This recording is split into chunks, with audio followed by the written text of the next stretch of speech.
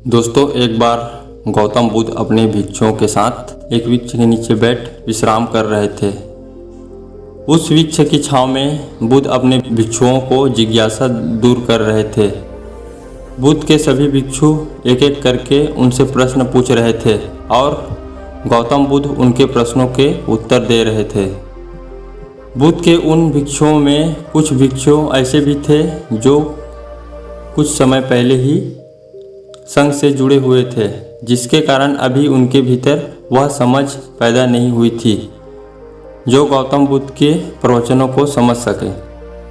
गर्मियों का समय था, सूरज अपने चरण पर था और चारों तरफ धूप ही धूप थी, लेकिन उस वृक्ष के कारण बुद्ध और उनके सभी भिक्षु आराम से छांव में बैठे हुए थे।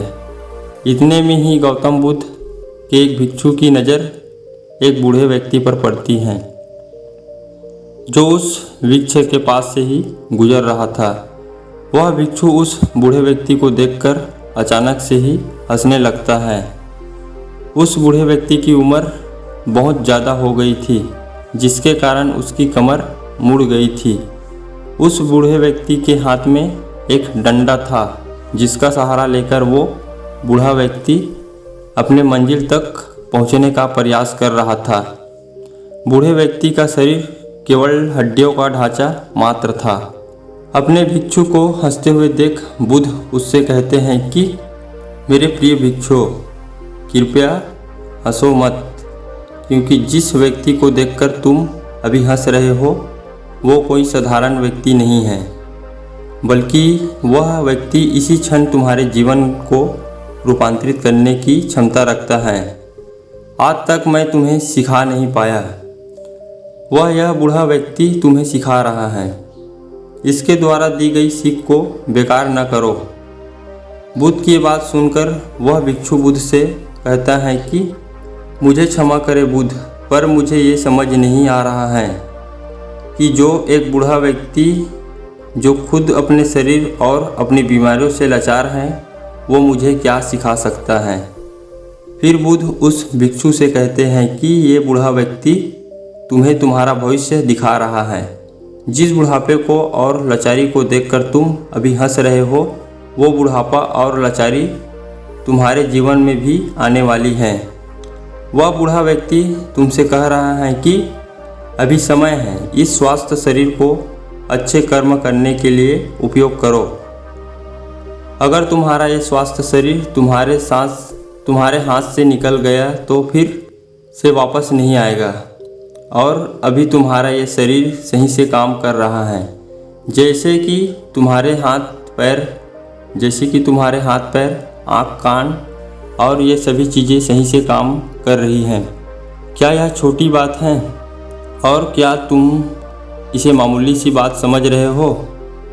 यह घटना कोई साधारण घटना नहीं थी जो अभी तुम्हारे साथ घटी, और ये घटना तुम्हारे जीवन को बदलने की क्षमता रखती है।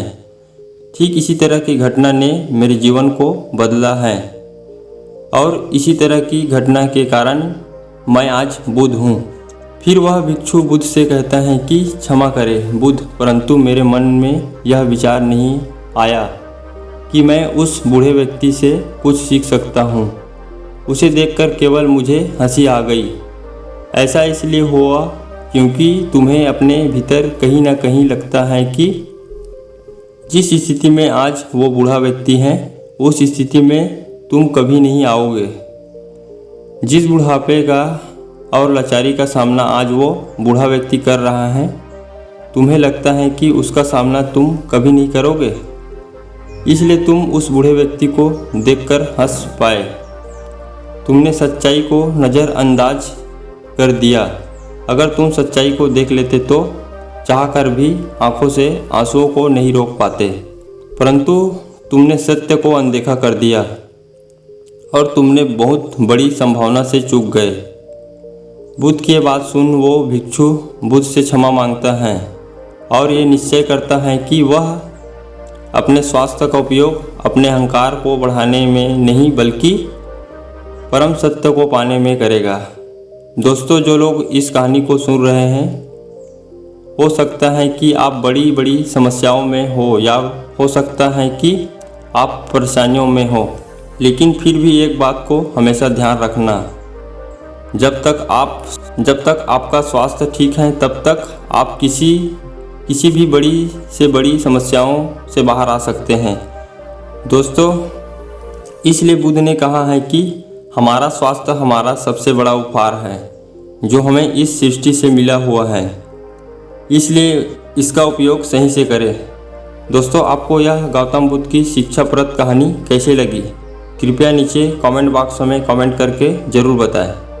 और आपको यह कहानी पसंद आई होगी तो अपने दोस्तों के साथ इसे शेयर कीजिए, ताकि और लोगों को भी गौतम बुद्ध की शिक्षाप्रद कहानी सुनने को मिल सके। धन्यवाद।